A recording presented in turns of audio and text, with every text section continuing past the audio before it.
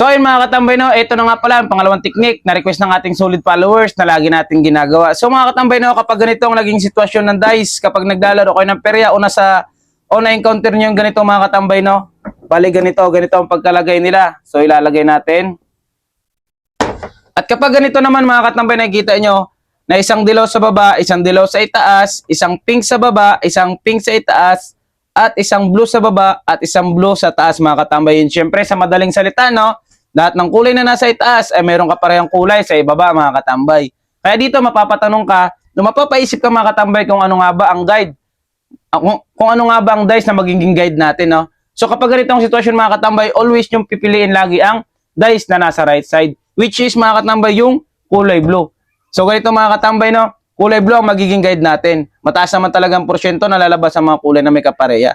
Pero sa pagkakataon to mga katambay, kulay blue. Sa right side tayo kuha ng ating magiging guide. And syempre mga katambay, no, lagi nating tatandaan na dapat saktong-sakto ang ating paghila na ginagawa.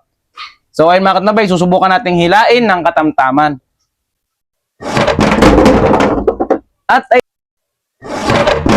And dito nga mga katambay, no, kung napapansin nyo, namamayagpag ang tatlong kulay blue.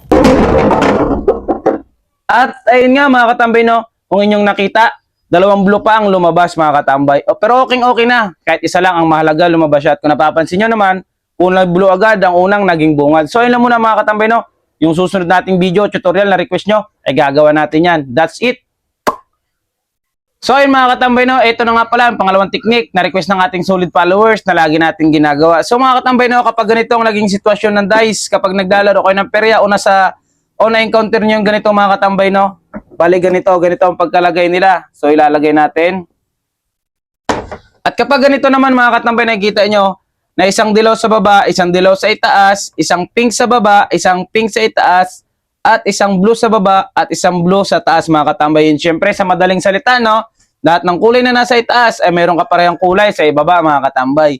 Kaya dito mapapatanong ka, mapapaisip ka mga katambay kung ano nga ba ang guide, kung ano nga ba ang dice na magiging guide natin, no? So kapag ganitong sitwasyon mga katambay, always yung pipiliin lagi ang dice na nasa right side, which is mga katambay yung kulay blue. So ganito mga katambay, no, kulay blue ang magiging guide natin. Mataas naman talagang porsyento na lalabas sa mga kulay na may kapareha. Pero sa pagkakataon to mga katambay, kulay blue. Sa right side tayo kuha ng ating magiging guide. And syempre mga katambay, no, lagi nating tatandaan na dapat saktong-sakto ang ating paghila na ginagawa. So ayun mga katambay, susubukan nating hilain ng katamtaman.